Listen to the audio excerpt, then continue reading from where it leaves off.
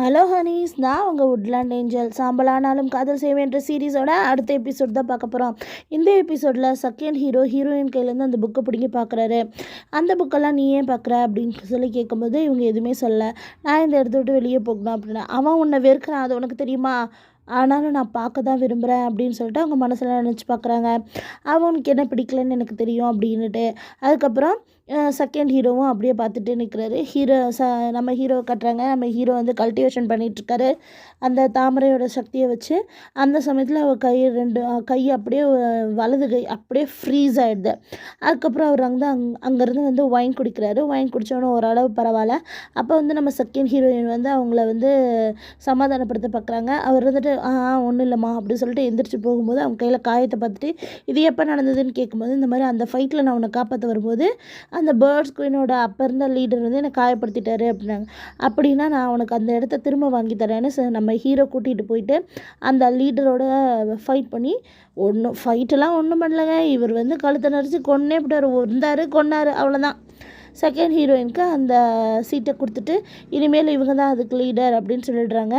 அப்போ வந்து அப்போ இருந்த செகண்ட் ஹீரோயினோட அசிஸ்டண்ட்டை பிடிச்சிட்டு வந்து இவங்க தான் துரோகம் பண்ணாங்கன்னு கொடுக்குறாங்க. அப்படி கொடுக்கும்போது இவங்களுக்கு வந்து மரண தண்டனை கொடுங்க, ஜெயிலில் போடுங்க அப்படின்னா, ஹீரோ வந்துட்டு இந்த தண்டனை கொஞ்சம் ஈஸியாக இருக்க மாதிரில அப்படின்னா 3 வருஷம் ஜெயிலில் இருந்ததுக்கப்புறம் கொண்டுடுறேன் நான் எல்லோரும் முன்னாடியும், அப்போ தான் யாரும் வந்து துரோகம் பண்ண மாட்டாங்கன்னு சொல்கிறாங்க. அதுக்கப்புறம் அந்த சீட்டை பார்க்குறாங்க. அவங்களுக்கு ரொம்ப சந்தோஷமாக இருக்குது.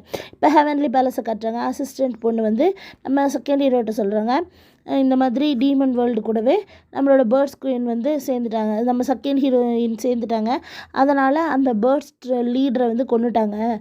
அதனால் அந்த ரிலீம் ஃபுல்லாகவே அவன் டீமன் வேர்ல்டுக்கு தான் சப்போர்ட் பண்ணும் அப்படின்னு சொல்கிறாங்க. அப்போ ஒரு அசிஸ்டண்ட் வந்து சொல்கிறாங்க, ஒரு வேலைக்காரங்க வந்து சொல்கிறாங்க, உங்களை பார்க்குறதுக்காக டீமன் வேர்ல்டுலேருந்து அந்த கெட்டார்சர் வந்திருக்காரு அப்படின்னா, அவர் எதுக்கு இங்கே வந்திருக்காரு அப்படின்னு சொல்லிட்டு செகண்ட் ஹீரோ வந்து கேட்கும்போது அவர் சொல்கிறாரு, நீங்கள் தான் எனக்கு காப்பாற்றணும், இந்த மாதிரி அங்கே பிரச்சனை அப்படின்னா, ஏப்பா உனக்கே வீடு இல்லாத நாய் மாதிரி திடீர உனக்கு எப்படிப்பா நான் உதவி செய்கிறது அப்படின்னா, சரி எனக்கு என்ன லாபம் அப்படின்னா, அந்த கெட்டார்சர் சொல்கிறாரு, ஒரு அம்பு இருக்குது, அந்த அம்பை வச்சு நீங்கள் வந்து ஹீரோவை கொண்டுடலாம் அப்படின்னு சொன்னோடனே உடனே செகண்ட் ஹீரோ ஓகே சொல்லிடுறாரு. அப்போ இங்கே காட்டுறாங்க, நம்மளுடைய மூன்லாடு வந்து உட்காந்து சரக்கு அடிச்சிட்ருக்காரு. அவருக்கு வந்து ஒரே கவலை, நம்மளோட ஹீரோ வந்து டீமன் லாடாக மாறிட்டாருன்ட்டு. அப்போ இமோட்டல் வந்து நம்மளோட ஸ்னேக் இமோட்டல் வந்து சமாதானப்படுத்துகிறாரு. நீ சொல்கிறதெல்லாம் நம்ம மாட்டேன் போடா அப்படின்னு சொல்கிறாங்க.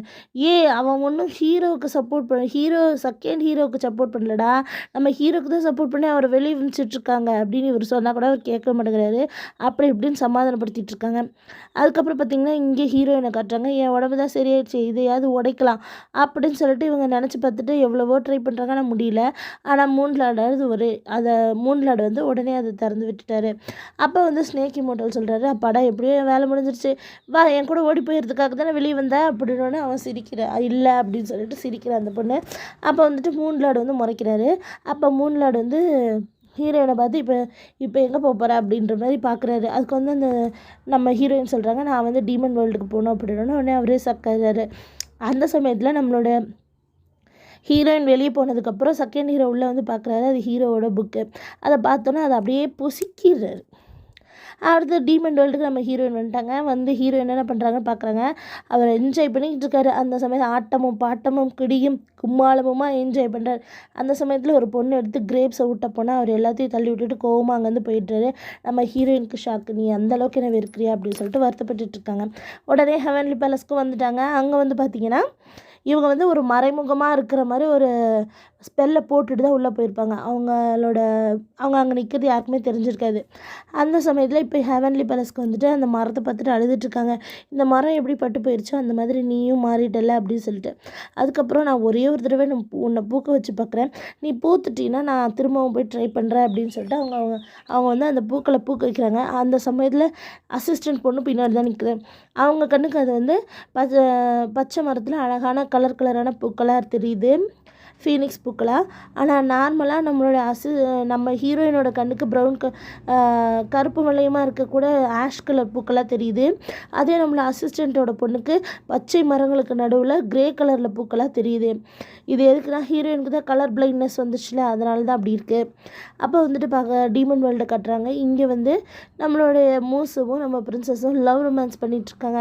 அப்போ வந்து மூசு வந்து சொல்கிறாரு, எனக்கு வயசாயிடுச்சு, நிறைய விஷயங்கள் மறந்துடுது, நீ வேணா நம்மளுடைய ஹீரோவை வந்து சஜஷன் பண்ணேன் அப்படின்னு சொன்னோன்னே அவங்க வந்துட்டு, நான் உன்னை தாண்டா லவ் பண்ணுறேன், உன் கூட மட்டும் தான் கடைசி வரைக்கும் வாழ்வேன், 10 வருஷமாக இருந்தாலும் சரி, 1 வருஷமாக இருந்தாலும் சரி, 1 மாதமாக இருந்தாலும் சரி, 1 வாரமாக இருந்தாலும் சரி, ஒரே நாளாக இருந்தாலும் சரி, நான் உன் கூட தான் வாழ்வேன் அப்படின்னு சொல்லிவிட்றாங்க.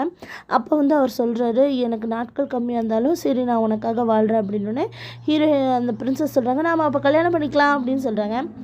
அவர் ஷாக் ஆகிடுறாரு. ஜூன் 6ஆம் தேதி கல்யாணம் பண்ணிக்கலாம் அப்படின்னு சொல்கிறாங்க. அவருக்கு என்ன சொல்கிறதுனே தெரில, அவர் மயங்கியே விழுந்துட்டுறாரு. அப்புறம் கொண்டு வந்து பார்த்தா அவங்க அப்பா சொல்கிறாங்க, அவனுக்கு நாள் கம்மியாயிடுச்சுமா, இன்னும் கொஞ்ச நாள் அவன் செத்துருவான் அப்படின்ட்டு. பிரின்சஸ் ரொம்ப வருத்தப்பட்டு அழுகுறாங்க. மூசு அப்படியே மயங்கி கிடக்குறாரு. அப்போ வந்துட்டு பார்த்திங்கன்னா நம்ம ஹெவன்லி பேலஸை கட்டுறாங்க. இன்றைக்கும் அவங்க திருட்டுத்தனமாக டீமன் வேர்ல்டுக்கு வந்துட்டாங்க.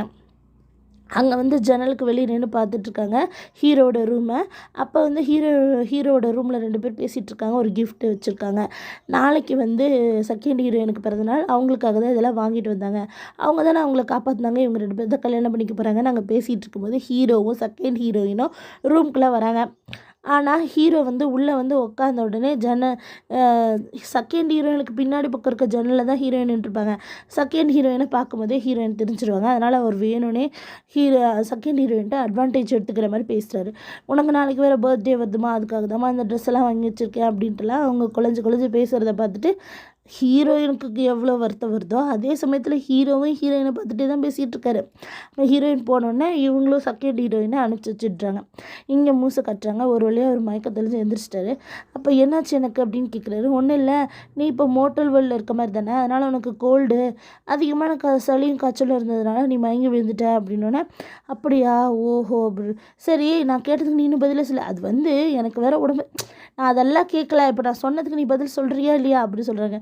சரி நாம் வந்து கல்யாணம் பண்ணிக்கலாம் அப்படின்னு சொன்னேன்.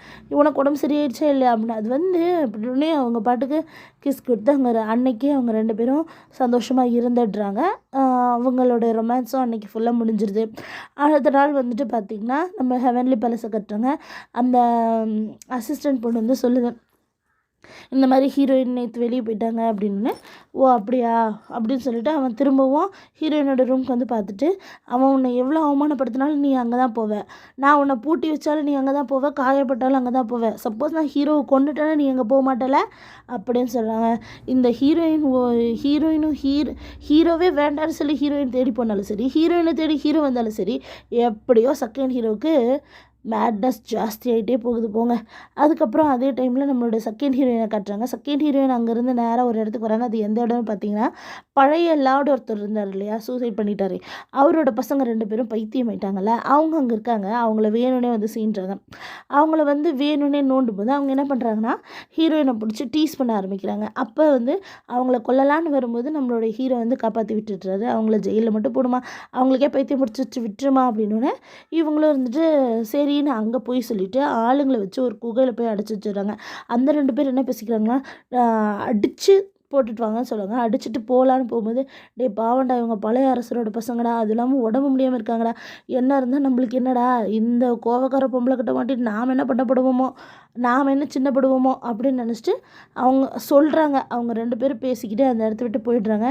டே சாப்பாடு கொடுங்கடான்னு இவங்களுக்கு கத்திக்கிட்டு இருக்காங்க. இங்கே டீமன் வேர்ல்டு வந்ததுன்னா நம்மளுடைய ஹீரோயினும் நம்மளோட செகண்ட் ஹீரோயினும் நம்ம ஹீரோவும் அங்கே நின்று பேசிகிட்டு இருக்காங்க. அப்போ வந்து ஹீரோ குளிர்னு சொல்லிட்டு அவங்க போர்வை கொண்டு வந்து போத்தும்போது, நீ வந்து ஹீரோயின் இன்னும் விரும்புறியான்னு கேட்குறாங்க. ஹீரோ இல்லைன்னு சொல்கிறாரு. ஆனாலுமே இவங்க அப்போவே வந்து ஆசையாக பேசியிருந்திருப்பாங்க போல். ஆனால் ஹீரோ வந்து இல்லைம்மா, அமைதியாருமா, கல்யாணம்லாம் இப்போ வேண்டாமா அப்படின்னு சொன்னதுனால ஃபுல்லாக நான் உன்னை கல்யாணம் பண்ணியே தீர்வேன் அப்படின்னு சொல்லிட்டு அவங்க சபதம் எடுத்திருக்காங்க. அதனால தான் இப்போ திரும்ப வந்து ஹீரோட்ட பேசிக்காங்க. அப்படி பேசும்போது ஹீரோ வந்துட்டு, தேவையில்லாமல் அவளை பற்றி பேசாதம்மா, என்னோட நல்ல மூடே ஸ்பாயில் ஆகிடும் அப்படின்னா அவங்கள ஹக் பண்ணிவிட்டு அங்கேயே நின்றுக்கிறாங்க. அப்படியே நம்மளுக்கு லாங் ஷாட்டில் அதை காட்டுறாங்க. அப்புறம் பார்த்தீங்கன்னா, இன்றைக்கி நைட் வந்து பிறந்தநாள் இல்லையா செகண்ட் ஹீரோயினுக்கு, அதனால் ஹீரோ வந்து பக்கத்தில் உட்கார வச்சுட்டாங்க. அன்றைக்கி அந்த அந்த ப்ரோக்ராம் எல்லாம் கண்டக்ட் பண்ணுறாங்க. ஹீரோயின் வந்துட்டு ஒரு முயல் மாதிரி மாறி, நீ எவ்வளோ தான் வேண்டான்னு சொன்னாலும் என்னால் உன்னை பார்க்காம இருக்க முடியாது அப்படின்னு சொல்லிட்டு உள்ளே வந்துடுறாங்க. அந்த சமயத்தில் அவங்களுக்கு கிஃப்ட் கொடுக்குறாங்க. அந்த கிஃப்ட்டை வந்து ஹீரோவே எழுந்திரிச்சு போட்டு விட்றாரு. ஏன்னு பார்த்தீங்கன்னா, அந்த தூணுக்கு பக்கத்தில் இருக்க முயலை பார்த்துட்டாங்க. முயலை பார்த்தோன்னே அவர் அதை பார்த்தோன்னே செய்கிறாரு. நான் நினைக்கிறேன் அது ஹீரோயின்னு தெரிஞ்சிருச்சு போல். ஏன்னா அவங்க தூக்கணுன்னே அவர் சொல்கிறாரு, இந்த மாதிரி ஹீரோயினுக்கோட ஃபார்மை மாற்றிருப்பாங்கல்ல. போன தடவை அந்த பீஸ்ட்டை பிடிக்க வரும்போது அவங்க ரேபிட் மாதிரி இருக்கிறதெல்லாம் செஞ்சு பார்த்துருப்பாங்க. அதை பார்த்துட்டு அவருக்கு ஞாபகம் வந்துடும், அந்த ஹீரோயின் தான்ட்டு அவர் பார்த்தோன்னே கண்டுபிடிச்சிட்டாரு. அப்போ வந்து வேணும்னே அவங்களுக்கு செகண்ட் ஹீரோயினுக்கு அந்த போர்வையெல்லாம் போத்தி விட்டுறாரு. அதை பார்த்தோன்னே வந்துட்டு அங்கே ஒரு அசிஸ்டன்ட் பொண்ணு இருக்குது, நீங்கள் 2 பேரும் சூப்பர் ஜோடி, உங்களுக்கு வந்து நான் இந்த முயலை வந்து கிஃப்டாக கொடுத்துருங்க செகண்ட் ஹீரோயினுக்கு அப்படின்னா. ஏன் இப்படி சொல்கிறேன் அப்படின்னா, இந்த முயல் அப்போ வந்து உங்களையே தான் பார்த்துட்டு இருந்துச்சு அப்படின்னு அவங்க சொல்கிறாங்க. அப்போ அவர் நினச்சி பார்க்குறாரு, அதையே அந்த டீமன் வேர்ல்டுக்கு வந்ததெல்லாம் நினச்சி பார்த்துட்ருக்காரு. அப்புறம் வந்துட்டு அவர் என்ன சொல்கிறாருன்னா, முயல் எல்லாமே அப்படி வளர்த்த முடியாதுமா, திடீர்னு கடிச்சிட போதுமா, முயல் என்ன செஞ்சிடும் அப்படின்னு கேட்கவும், சரி முயலை நீங்கள் வேணால் கையில் வச்சுட்டு இருந்துட்டு கொடுங்கன்னா, முயல் வந்து ஹீரோவை கடிச்சு வச்சிருது. பார்த்தியா, இதை உயிரோடு நம்ம கொண்டுடலாம் அப்படின்னு சொல்லிட்டு செகண்ட் ஹீரோயின் சொல்லுவாங்க. இல்லை, உயிரோடு சமைச்சு சாப்பிட்லாம் அப்படின்னு சொல்லிட்டு அதை கொண்டு வந்து அதில் கட்டலான்ட்டு எல்லாரும் ட்ரை பண்ணிகிட்டு இருக்கும்போது செகண்ட் ஹீரோயின் எனக்கு கொஞ்சம் வேலை இருக்குது, நான் போயிட்டு வரேன் அப்படின்னு சொல்கிறாங்க. அப்போ ஹீரோ அவங்கக்கிட்ட பேசிவிட்டு அவங்க நகர்ந்த உடனே அவங்களோட மேஜிக்கை யூஸ் பண்ணி அந்த முயலை கீழே தள்ளி விட்டுடுறாங்க. அந்த முயலும் தப்பிச்சு ஓடி போயிடுது. அவங்க அங்கேருந்து வேலைக்காரங்க 2 பேரும் எங்களை மன்னிச்சிருங்க, தெரியாமல் நடந்துருச்சுங்கிறாங்க. ஆனால் ஹீரோ இது வேணும்னே தான் செஞ்சுருக்காரு. ஹீரோயின் இந்த பக்கம் வந்து பொழைச்சிட்டு அங்கேருந்து ஓடலான்னு போகும்போது ஹீரோ வந்து தூங்கிட்டு இருக்காரு. அவங்கள பார்த்துட்டு போகலான்னு போகும்போது ஹீரோ வந்துட்டு தண்ணி வேணும்னு கேட்குறாரு. இவங்க தண்ணி எடுக்கலான்னு போகப்ப அவரே இழுத்து பிடிச்சி கிஸ் பண்ணிடுறாரு. இவங்க எவ்வளவோ போராடி தள்ளி விட பார்க்குறாங்க. ஆனால் அவர் ரொம்ப ஃபோர்ஸ்டாக கிஸ் பண்ணதுனால அவங்களுக்கும் அவரை பிடிச்சிருக்கு இல்லையா, அப்படியே என்ஜாய் பண்ணிகிட்டு இருக்கும்போது திடீர்னு பார்த்தா அவர் வந்து செகண்ட் ஹீரோயினோட பேரை சொன்னோன்னே அவங்க அப்படியே ஷாக் ஆகிடுறாங்க. திரும்ப கிஸ் பண்ண வரும்போது அவர் வேகமாக தள்ளி விட்டுட்டு எழுந்திரிச்சு அவரை பார்க்குறாங்க. அவர் அப்படியே மயக்கத்தில் இருக்கார். அழுதுகிட்டே அங்கேருந்து ஓடிடுறாங்க. இவர் மயக்கத்தில் இருக்கார். அப்போ தான் நினச்சி பார்க்குறாரு, அவங்க 2 பேர் நல்லா விரும்புகிறாங்க, அவள் தான் உதவி செஞ்சுருக்கா, இதெல்லாம் எனக்கு தெரிஞ்சுமே நான் ஏன் திரும்ப இங்கே வரேன், இங்கே வந்து நான் ஏன் அவமானப்படுறேன், எனக்கு ஒன்றுமே புரியலையே அப்படி சொல்லிட்டு இவங்க அழுதுட்டு இருக்கும்போது பக்கத்தில் யாரும் வந்து விழுற மாதிரி இருக்குது. அது வேறு யாரும் இல்லை, நம்மளோட ஸ்னேக் இம்மோர்டலுக்கு ஏன் என்னாச்சுன்னு சொல்லிட்டு உடனே கூட்டிகிட்டு வந்து ஃப்ளாராவோட சீஃப் கிட்டே கொண்டு வந்து கொடுக்குறாங்க. அவர் வந்துட்டு யாரோ செம்மையாக தாக்கியிருக்காங்க, இது கிளாஸ் ஃபயர் தான் அப்படின்னோடனே அப்போ வந்து இவங்க நினச்சி பார்க்குறாங்க, மூன்லாடுக்கிட்ட வந்து இவங்க சொல்லியிருப்பாங்க ஹீரோ தான் கொண்டுட்டாங்கன்ட்டு. இல்லை, ஹீரோ இதை செஞ்சுருக்க மாட்டான். அவங்க அம்மாவும் அவங்க அம்மாட்ட போய் ஹீரோயின் கேட்டிருப்பாங்க, ஹீரோட அம்மாட்ட. அவங்களும் வந்து யார் செஞ்சா என்ன, அவங்க அம்மா செத்துருச்சுல அப்படின்னு சொல்லிட்டு சந்தோஷப்பட்டிருப்பாங்க. அப்படின்னா மூன்லாட் சொல்லியிருப்பாரு, 3ஆவதாக யாரோ ஒருத்தங்க இருக்காங்க அப்படின்னு சொல்லிட்டு. ஆனால் அது இப்போ தான் ஹீரோயின் சொல்கிறாங்க சீஃப் கிட்ட, 3ஆவதாக யாரோ செய்கிறாங்க. நல்லா யோசிச்சு பாருங்கள், ஹீரோவை என்கிட்ட பிரிக்கணுன்றதுக்காக செஞ்சாங்க, ஹீரோவை நான் குத்தணுன்றதுக்காக செஞ்சாங்க அப்படின்னா இது வேறு யாரோ தானே, இது வேறு யாரோ அப்படின்னு சொல்கிறாங்க. கேரட் ஃபேரியும் நீ பத்திரமா இருன்னு சொல்கிறாங்க. அதே மாதிரி சீஃபும் நீ பத்திரமா இருக்கணும்னு சொல்கிறாங்க. இதை எப்படியா சரி பண்ணணும், அதை நாம் கண்டுபிடிச்சாதான் எங்கள் அப்பா அம்மாவை யார் கொண்டானோ நான் தப்பாக ஹீரோவை கொள்றதுக்கும் யார் சம்மந்தப்பட்டிருக்காங்கன்னு கண்டுபிடிக்க முடியும்னு அவங்க பேசிகிட்டு இருக்கும்போதே நம்மளோட செகண்ட் ஹீரோயினை காட்டுறாங்க. பேரலாக காட்டுறதுனால இது ரெண்டும் ஒத்து போகும்னு நான் நினைக்கிறேன். அப்போ வந்து அவங்க அங்கேருந்து இறங்கி எங்கே இறங்கி வரான்னு பார்த்தா அவளோட அசிஸ்டண்ட்டை கட்டி போட்ட இடத்துக்கு. அந்த இடத்துல வந்து அவங்கள கட்டி போட்டிருந்ததை தயவு செஞ்சு எனக்கு கொண்டுடு, இப்படி எனக்கு கொடுமை பண்ணாத அப்படின்னு சொல்லி அவங்க அசிஸ்டண்ட் கேட்கும்போது உன்னை கொல்ல மாட்டேன், என்ன பண்ணுற பாருன்ட்டு அந்த 2 பைத்தியக்கார பசங்க இத்தனை நாள் பட்னியாக இருந்தாங்களே அந்த இடத்துல கொண்டு வந்து போட்டுட்டாங்க அந்த பொண்ணை. அந்த பொண்ணு கத்திக்கிட்டே போகுது. அதுக்கப்புறம் பார்த்திங்கன்னா ஃப்ளாரா இம்மோர்டலில் நம்மளுடைய ஹீரோயின் உட்காந்துருக்கும் போது கேரட் ஃபேரை வந்து சொல்கிறாரு, இவனை வந்து காப்பாற்றவே முடியாதான்னு கேட்கும்போது ஒரு இடத்துல ஒரு கல் மாதிரி இருக்கும், அதை நீ எடுத்துகிட்டு வந்தீங்கன்னா காப்பாற்றிடலான்ட்டு இவங்க சொல்லிடுறாங்க. அவங்களும் அதை யோசிச்சுட்டே இருக்காங்க. இங்கே பார்த்திங்கன்னா மூசு வந்துட்டு ஒரு பேங்கிள் வந்து அவரே மரத்தில் செஞ்சிட்ருக்காரு. பிரின்சஸ் வந்துட்டாங்க. அதை பார்த்தோன்னே ஒளிச்சு வச்சுக்கிறாரு. என்ன ஒளிச்சிக்கிற சொல்லு அப்படின்னு. ஜூன் 6ஆம் நம்ம கல்யாணத்தப்போ நான் தரேன் உனக்கு, நான் உனக்காக கிஃப்ட் செஞ்சிட்ருக்கேன் அப்படின்னு மோஸுக்கு ரொம்ப சந்தோஷம். வெக்க வேற பண்ணுறாங்க, அப்படியே ஹக் பண்ணிக்கிறாங்க.